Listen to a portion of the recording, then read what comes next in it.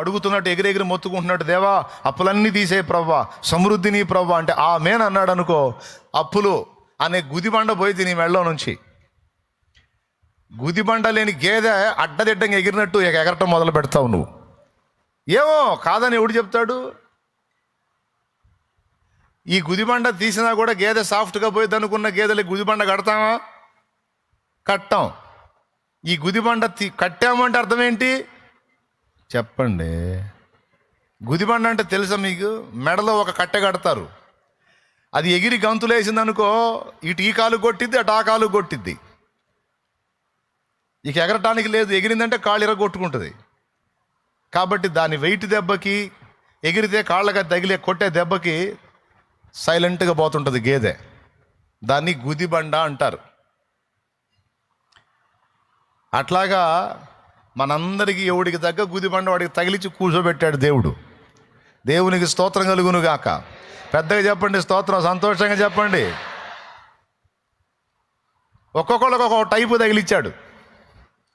లేకపోతే మాట వినడు మనిషి. తెలుసు దేవుడికి ఆ సంగతి.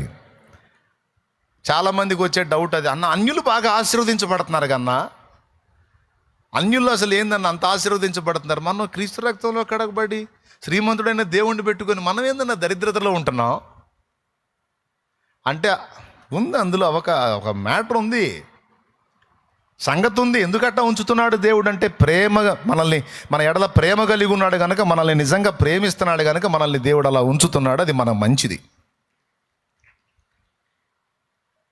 కోటం అయ్యాక ఎవరన్నా అప్పులు తీరాలని ప్రార్థన చేయమన్నారంటే మర్యాదగా ఉండదు. దేవునికి స్తోత్రం, హల్లెలూయా. నీకు భక్తి జీవితం బాగుండాలా? అప్పుల నుంచి విడుదల కావాలా? భక్తి జీవితం బాగుండాలంటే రన్నింగ్లో ఉండాలి. మరి ఆ బరువు తీసేశాడంటే, ఆ బరువు తీసి నీకు సమృద్ధి ఇచ్చాడంటే, ఇప్పుడు శుక్రవారాలు కనపడుతున్నావు, ఇక ఆదివారం కూడా కనపడవు. ఏ టూర్లో ఉంటావో, ఏడ తిరుగుతుంటావో తెలియదు ఇక.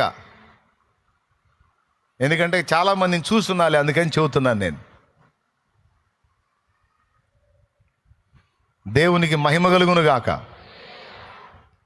అందుకే కృపగల దేవుడు మనము పాడు కాకుండాన్నట్లు, సొదొమ గొమొర్రాలోని వ్యక్తుల వలె, నోవహు దినములలోని వ్యక్తుల వలె మనం భ్రష్టులము కాకుండాన్నట్లు, నాశనము కాకుండాన్నట్లు, భక్తిహీనులము కాకుండాన్నట్లు మనల్ని ప్రేమించే కొన్ని రకాల ఒత్తిళ్ళు మన మీద ఉంచాడు ఆయన.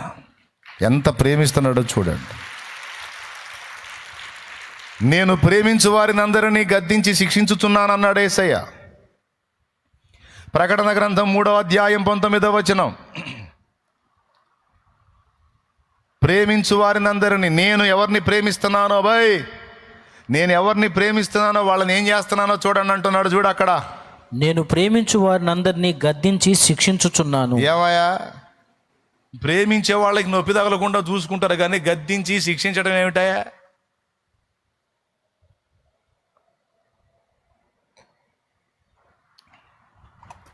ప్రేమిస్తున్నాడు కాబట్టి గద్దింపులో ఉంచాడు, శిక్షలో ఉంచాడు. శిక్ష అంటే శిక్షణము, శిక్ష అంటే శిక్షణము. పాడు కాకుండా, నాశనం కాకుండా, నశించిపోకుండా, భ్రష్టత్వం కాకుండా, భక్తిహీనులం కాకుండా కృపగల దేవుడు మనల్ని నానావిధ శ్రమలలో నడిపించుట మనకెంత క్షేమము, ఎంత మేలు. అబ్బా, అన్యులు సమృద్ధిగా దీవించబడుతున్నారన్న. సొదొమ గొమొర్రా వాళ్ళు కూడా బాగా దీవించబడ్డారు. నోవా దినములలో కూడా జనులు తినుచు, త్రాగుచు, కొనుచు, అమ్ముచు, నాటుచు, కోయిచు, పెళ్లికి ఇచ్చుకొనొచ్చు, పెళ్లి చేసుకొనొచ్చు, సూపర్గా ఉన్నారు. మరి వాళ్ళని బట్టి కూడా మెచ్చుకుందామా? ఒక్క దెబ్బలో పోయారు మొత్తం. కానీ నోవా నవ్వుల పాలయ్యాడు. తన ధనాన్ని రక్షణ ఓడ కొరకు సిద్ధపరచుకోవడానికి పెట్టేసుకున్నాడు. నోవా సమాజంలో తృణీకరించబడ్డాడు. కానీ మిగిలిన వాళ్ళు బాగున్నారు. కానీ ఒక్క దినమందే మొత్తం నశించిపోయారు. బాగా గుర్తుపెట్టుకోండి, ఒకని కలిమి విస్తరించుట వాని జీవమునకు మూలము కాదని యేసయ్య చెప్పాడు. ఎంతమంది గుర్తుంది? ఏమయ్యా, బైబిల్ చదువుతున్నారా? ఒకని కలిమి విస్తరించుట వాని జీవమునకు మూలము కాదన్నాడు. అరే రే రే రే, దేవుడి దగ్గరికి వచ్చి మోకాళ్ళు లేస్తే చాలు, ప్రభువా ఖచ్చితంగా ప్రార్థన ముగించేలోపు ఒక్క ముక్కన సరే సమృద్ధి దయచేయి ప్రభువా, సమృద్ధి దయచేయి, కరువు అన్నది లేకుండా చేయి ప్రభువా, ఆర్థికపరమైన ఆశీర్వాదం దయచేయి ప్రభు అని అడగకుండా లెగుస్తావు. నా దేవుడికి తెలుసు ఎంతవరకు నీకు బరువు ఉంచాలో, నీ బరువుని ఎప్పుడు తొలగించాలో నా దేవుడికి తెలుసు. నువ్వేం గందరగోళం కావాల్సిన అవసరంలా, ఇబ్బంది పడాల్సిన అవసరంలా. కొంతమంది ఒక పక్క అప్పులు పెట్టుకుంటారు, ఒక పక్క ఆస్తులు పెట్టుకుంటారు. ఒక పక్క అప్పులు పెట్టుకుంటారు, ఒక పక్క ఆస్తులు పెట్టుకుంటారు. మనశ్శాంతి పాడు చేసుకుంటారు. పోతే పోయినాయి ఆస్తులు, అవసరమైతే తెగనమ్మి నీ మీద బరువు తీసేసుకో. ఆస్తులు లేకపోయినా ఉండటానికి తినటానికి అంత ఆహారం దొరికి ప్రశాంతంగా నెమ్మదిగా నీ బతుకు సాగిపోతే స్తోత్రం. అలా కాకుండా నీవు సమృద్ధి చేత నింపబడి తినుచు త్రాగుచు కొనుచు అమ్ముచు అన్న మెట్టికి వెళ్ళిపోయావంటే చివరికి వాళ్ళ అంతస్తులోకి వెళ్ళిపోతావు, దేవుని ఉగ్రతకు పాత్రమవుతావు. ఇప్పుడు నేను చెప్పిన విషయాలన్నీ మీకు బైబిల్లోనే చూపించా. ఈ మాట కూడా నేను ఇందాక మూలవాక్యంలో చదివించిన దానిలో ఉంది. తిండి వలనను, మత్తు వలనను, ఐహిక విచారముల వలనను మీరు మందులు కాకుండా చూసుకోండి అన్నాడు. మందులు అంటే మందబుద్ధి గలవారు కాకుండా చురుకుగా ఉండేటట్టు చూసుకోండి అన్నాడు. అంటే 3 విధాలుగా మన మత్తులం కావద్దు. తిండి వలన మత్తులము, అలాగే మత్తు పదార్థాల వలన మత్తులము, 3వది ఐహిక విచారములనే మత్తు, ధనమోసం అనే మత్తు. ఐహిక విచారాలు ఇక చాలా మత్తులు ఉన్నాయి. ఈ మత్తులలో మీరు మందులు కాకుండా చూసుకోండి అన్నాడంటే ఆ దినములలో అనేకులు అలాంటి మత్తులోకి వెళ్ళిపోయే అవకాశం ఉందని ప్రభు చెప్పకనే చెప్తున్నాడు.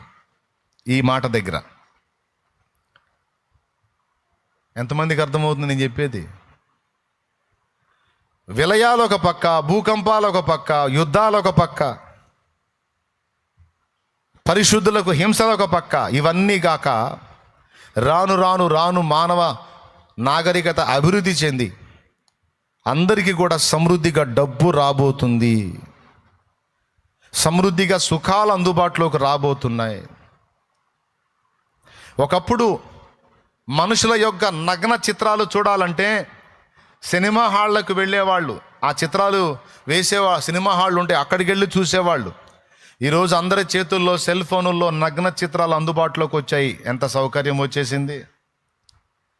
మనుషుల చేతుల్లోకి అందుబాటులోకి వచ్చిన తర్వాత పసి పిల్లలని కూడా చూడకుండా దారుణాలు చేస్తూ ఉన్నారు. సంవత్సరం బిడ్డల్ని కూడా పాడు చేసేటువంటి నీచ సంస్కృతి పెరిగింది. ఎందుకు ఇంత విచ్చలవిడిగా అయిపోయింది? బయటికి వచ్చేవి కొన్ని, బయటికి రానివి ఎన్నెన్నో. ఇంత హేయమైనటువంటి పరిస్థితిలోనికి సమాజం దిగజారిపోతుంది. మన కళ్ళ ముందు చూస్తున్నాం. ఇవి రాను రాను రాను రాను మనుషులకి ఈ సౌకర్యాలు, ఈ భోగాలు ఎక్కువైపోతాయి. ఇప్పుడు చేతిలో వచ్చింది పాప ప్రపంచమంతా. ఒకడు పూర్తిగా నాశనం కావాలన్నా సెల్ ద్వారానే, ఒకడు రక్షణ పొందే ఛాన్స్ కూడా ఆ సెల్ ద్వారానే ఉంది. మనం ఎలా వాడుతున్నామో ఆ విధంగా అది మనల్ని నాశనం చేయడానికి కానీ లేదా మనల్ని బ్యాలెన్స్ చేయడానికి కానీ అది ఉపయోగపడుతుంది. రాను రాని సౌకర్యాలు ఇంకా ఎక్కువై మనుషులంతా కూడా నాశనం అవటానికి సిద్ధమైపోయే పరిస్థితి ఉందని ప్రభువారు తన గ్రంథమందు రాయించాడు. ఇవన్నీ మీకెందుకు చెప్తున్నానంటే ఆ దినము సమీపించే కొలది మీరు మెలకువగా ఉండండి అని కొన్ని మాటలు చెప్పాడు. దాన్ని మీ దృష్టిలోనికి తీసుకొస్తున్నా. దేవుడు తన పరిశుద్ధులను ఆయన బ్యాలెన్స్ చేసుకుంటాడు. మళ్ళీ చెప్తున్నా, దేవుడు తన పరిశుద్ధులను ఆయన బ్యాలెన్స్ చేసుకుంటాడు. ఆ బ్యాలెన్స్లో భాగంగానే లోకమంతా భోగాలలో మునిగిన మనల్ని అయితే శ్రమ కొలిమిలో ఉంచుతాడు. ఏంటి అని పాయింట్అవుట్ చేయకూడదు దేవుణ్ణి. నీ తండ్రి చేయు శిక్షను తృణీకరింపవద్దు అన్నాడు.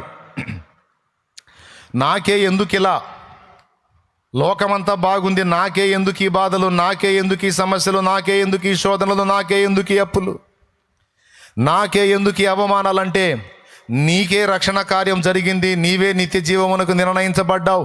నీవే జీవగ్రంథంలో పేరు సంపాదించుకున్నావు. నీవే దేవుని రాజ్య వారసురాలివయ్యావు. నీవు నీ కుటుంబం రక్షణ మార్గంలో ఉంది. అందుకే నిన్ను దేవుడు ప్రత్యేకంగా ట్రీట్ చేస్తున్నాడు.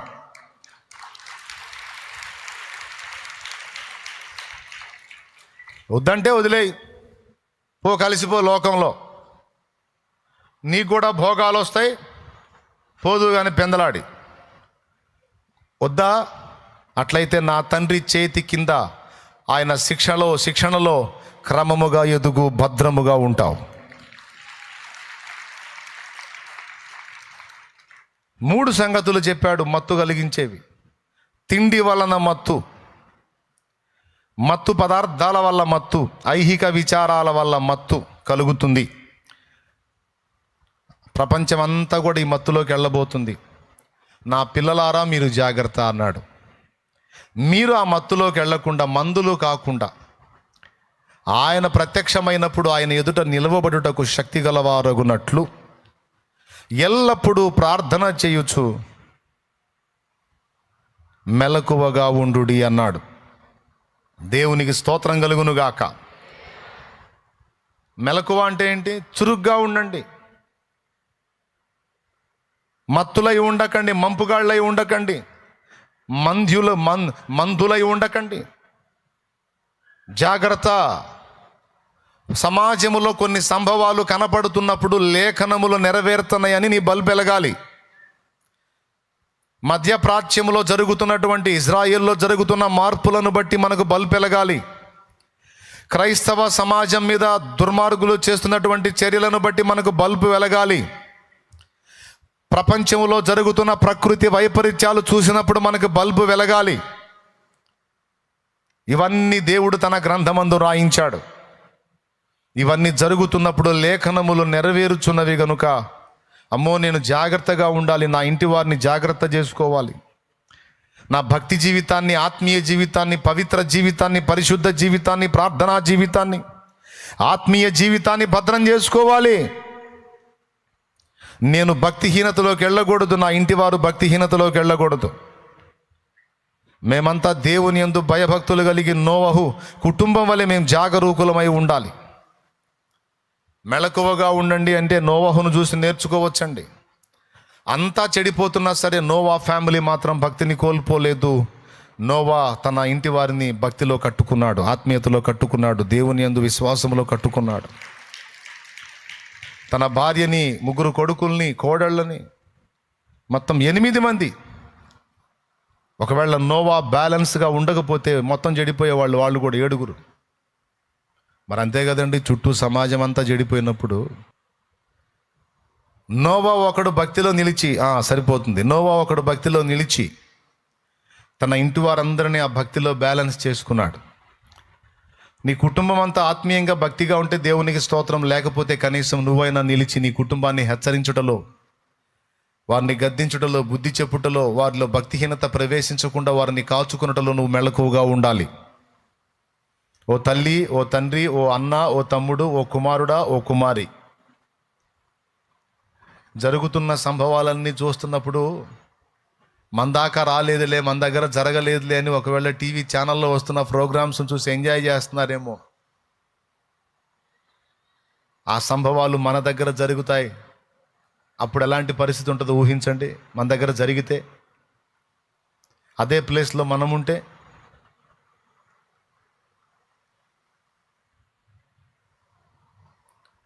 వాళ్ళ గతి ఎంత దారుణం. 3 నుంచి 5 వేల శవాలు ఇంకా బయటికి తీయలే. కుటుంబాలే గృహాల్లో అలాగూ సజీవ సమాధి అయిపోయారు. ఊహించండి ఒక్కసారి ఆ సన్నివేశాలని. ఫ్యామిలీ మొత్తం అందులోనే, ఫ్లాట్లోనే అవుట్. ఏ అపార్ట్మెంట్లో వాళ్ళు నివాసం ఉంటున్నారు, అపార్ట్మెంట్ అంత స్టేర్లు కదా, స్టేర్లు బిల్డింగులు కదా, పేక మెడల నిలువున కుప్పకూలిపోతే కుటుంబాలు అందులో సజీవ సమాధి అయిపోయినాయి. వాటి నుంచి ఆ శిథిలాల్లోంచి శవాలను బయటికి తీసే పరిస్థితి కూడా లేదు.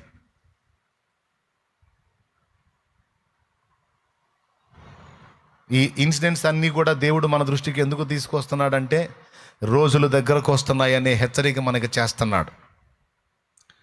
రెండవ మాట ఏమన్నాడంటే,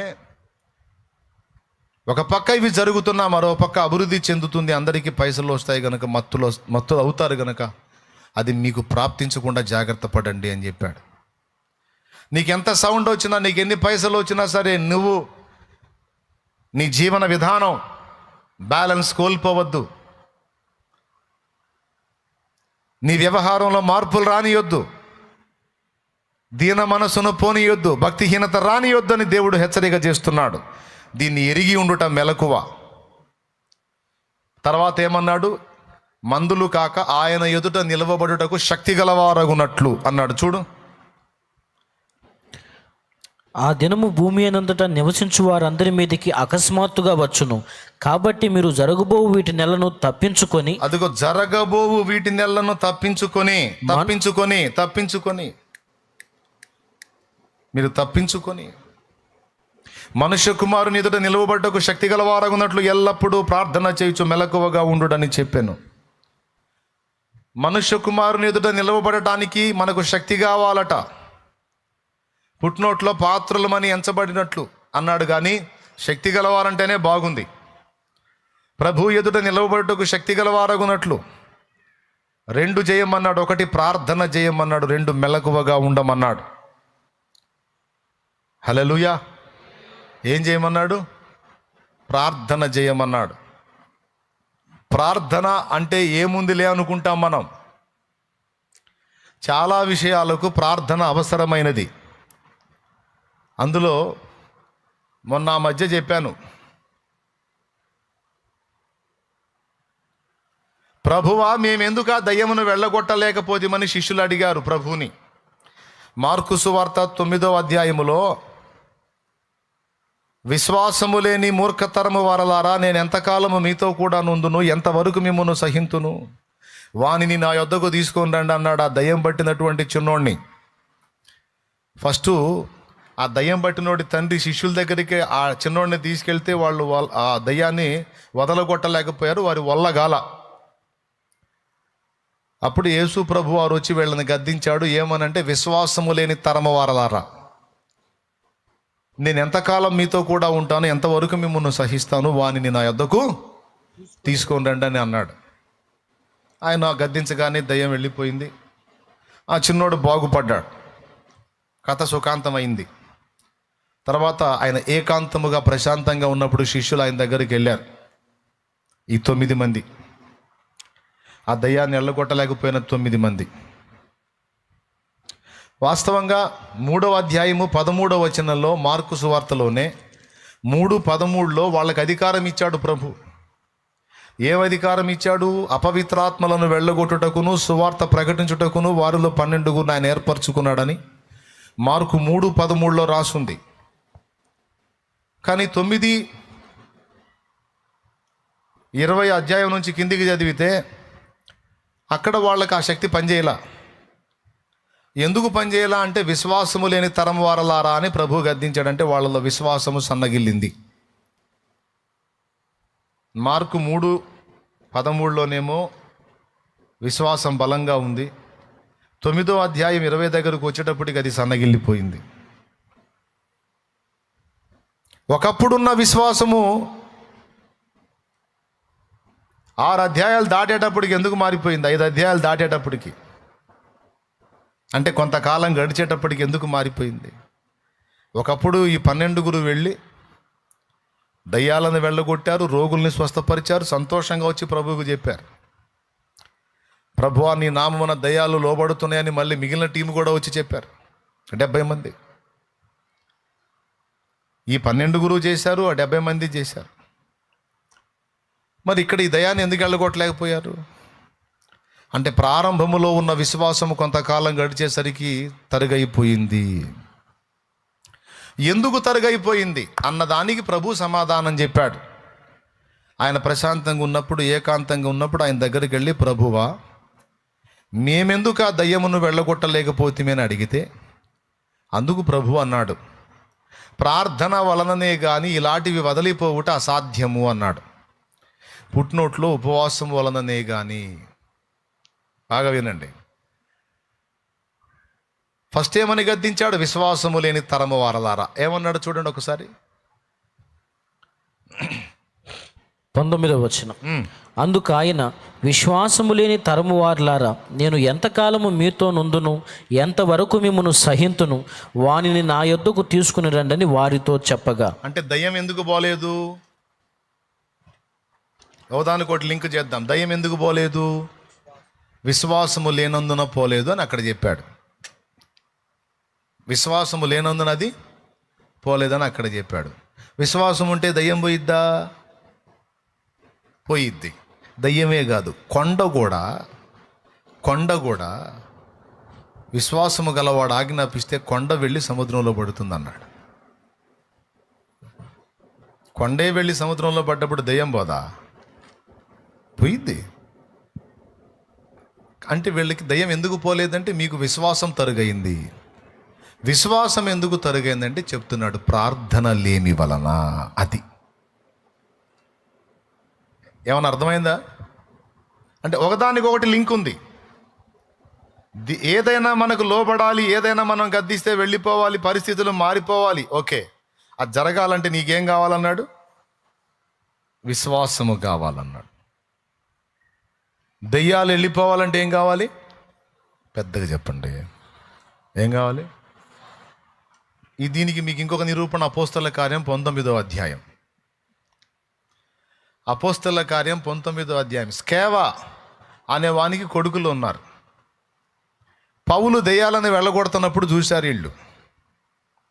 పౌలు దెయ్యాలను వెళ్ళగొడుతున్నప్పుడు చూసి, ఎట్లా వెళ్ళగొడుతున్నాడు దెయ్యాలనని కనిపెడితే, పౌలు ఏం లేదు, ఏ అపవిత్రాత్మ, ఏ సునామూలు ఆజ్ఞాపిస్తున్నాను, వాడిని వదిలిపెట్టి పో అంటే వెళ్ళిపోతుంది అది.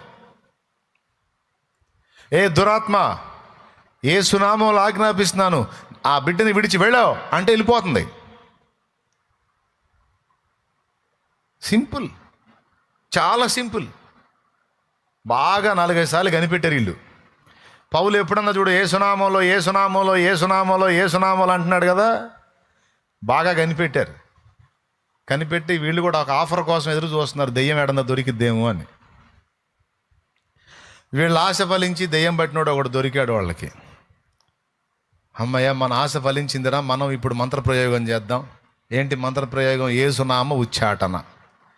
ఉచ్చాటన అంటే మంత్రించుట. ఆయన పట్టుకొని మొత్తం రౌండ్ వేశారు. ఎంతమంది స్కేవ కొడుకులు? 7 రౌండ్ వేశారు, మధ్యలో దెయ్యం పట్టినోడు. ఈ మొత్తం కలిసి ఆ దెయ్యం పట్టినోడిని అంటున్నారు, ఏయ్ దయ్యమా, ఏ సునామంలో ఉచ్చాటం చేస్తున్నాం, మంత్రిస్తున్నాం, పో అన్నారు. అది బోలా. అప్పటిదాకా ఎగిరి కేకలేసేది, వీళ్ళు ఈ మాట అనగానే వాళ్ళందరూ మొఖాలకి వెళ్ళి చుట్టం మొదలుపెట్టింది. సైలెంట్ అయి, అబ్బో సైలెంట్ అయింది రో అంటే ఏందిరా అంది. అర్థం కాలేదా? ఏ సునామంలో ఉచ్చాటం చేస్తున్నాం, పో. ఇంకొకటి అన్నాడు, రే ఏసో దానికి అర్థమై సావలేదేమో, మ్యాటర్ క్లారిటీ ఉండాలిరా. పౌలు ప్రకటించే నామము యేసునామం, పౌలు ప్రకటించు నామము యేసునామం, ఆ నామంలో పో అన్న. ఇక అది గంతులేసి 2 పట్టుకుంది. 7 మీద ఎగబడితే 5 పరారు. 2 చిక్కారు, 2 చేతులకి 2 చిక్కినట్టు ఉన్నారు. దాన్ని బైబుల్లో రాసుంది, కావాలంటే ఇంట్రెస్ట్ ఉంటే ఇంటికి పోయి చదువుకోండి. అపోస్తల కార్యం 19వ అధ్యాయం. బట్టలు ఊడిన దాకా దాన్ని ఉంది. ఆ దయ్యము పట్టిన వాడు ఎగిరి వారి మీద పడి వారిలో 2 లొంగదీసి గెలిచినందుచేత వారు దిగంబరులై గాయము తగిలి ఆ ఇంట నుండి పారిపోయిరి. వీళ్ళు చూడు, అసలు దెయ్యం పట్టిన ఏకంగా ఇంట్లో తెచ్చుకున్నారు. ప్రయోగం చేద్దాం తన్నులు తినటానికి. దిగంబరులు అంటే ఏందో తెలుసా? ఒంటి మీద నూలు పోగు లేకుండా పరిగెత్తారు. అంటే వాళ్ళ వస్త్రాలన్నీ చించి గందరగోళం చేస్తే దిగంబర్లే పారిపోయారు, గాయాలు పాలై. అంటే అంత పచ్చడయ్యేటట్టు దన్నింది ఆ దయ్యం, ఇద్దరిని దన్నింది. పౌలు ఆజ్ఞాపిస్తే పారిపోయింది, యేసయ్య ఆజ్ఞాపిస్తే పారిపోయింది. ఇంత మాట కూడా అడ్డు చెప్పలా, ఎదురు తిరగల. ఏయ్ ఓ యేసు నామంలో అంటే వెళ్ళిపోయింది. మరి అదే నామాన్ని వీళ్ళు ఉపయోగించి ఇల్లు దన్నులు చెందారేంది? అంటే పౌలుకు ఉన్నదేదో వీళ్ళకి లేదు. ఏమిటంటే యేసు నామమందలి విశ్వాసము. పౌలులో ఉన్న విశ్వాసం వీళ్ళలో లేదు.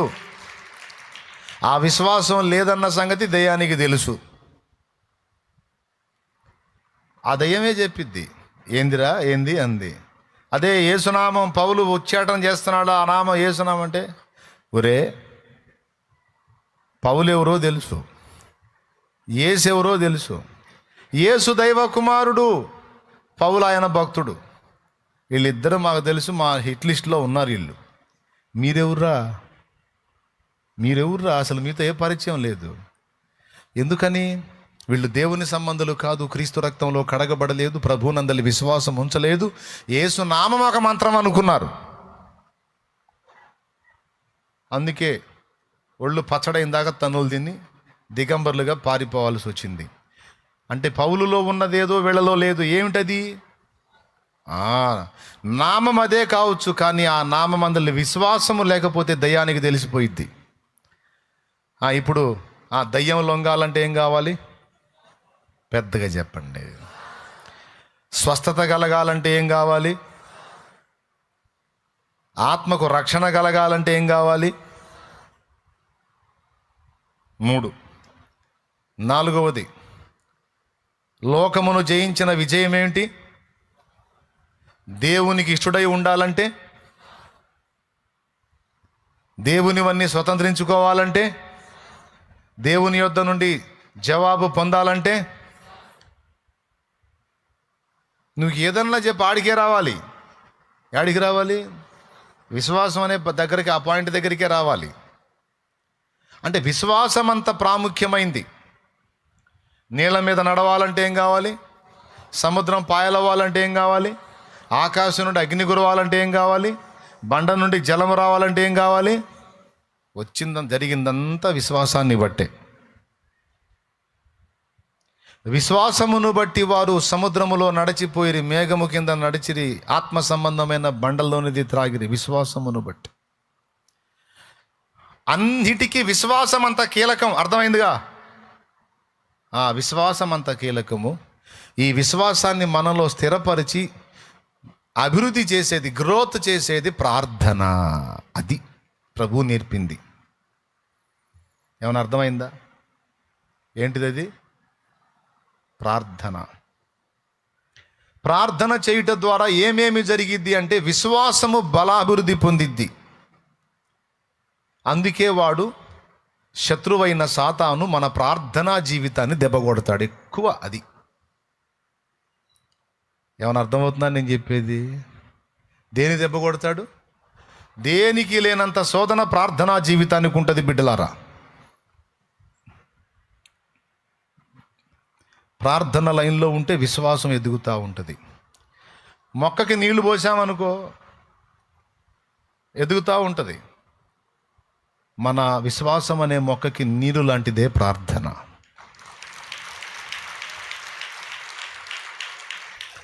నీలో విశ్వాసం తరిగిపోవాలంటే నువ్వు ఒక్కటి చేస్తే చాలు, ప్రార్థన తగ్గిస్తే చాలు, ఆటోమేటిక్గా డౌన్ అయిపోయింది.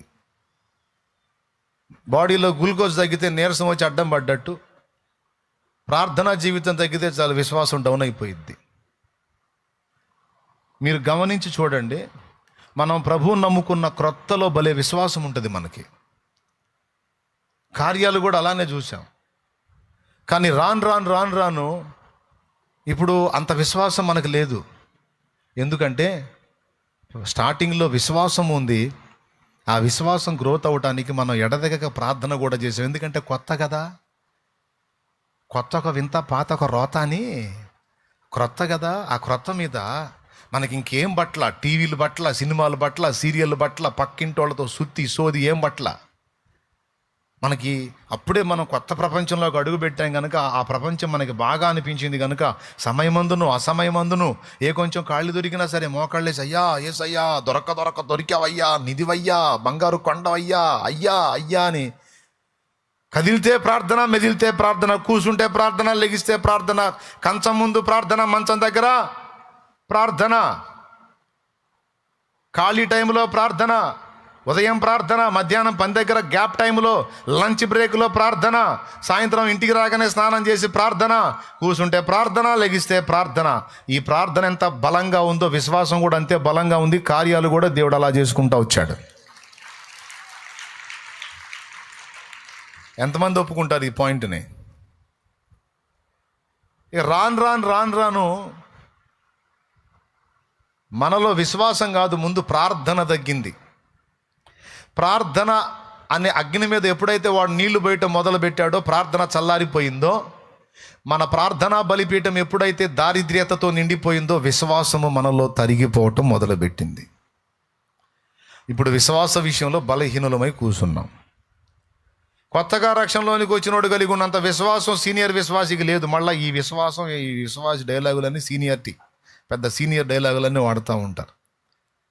కొత్తగా వచ్చినోడు ప్రార్థన చేసి విశ్వాసంలో బలంగా ఉండి పొందుకున్న కార్యాలు చూస్తుంటే ఈ సీనియర్ విశ్వాసికి సిగ్గు కలిగిద్ది. కానీ ఏమనుకుంటుందో తెలుసా?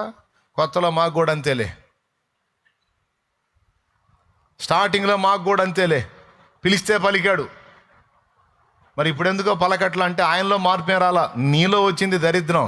ఏం దరిద్రం అంటే ప్రార్థనా దారిద్ర్యం.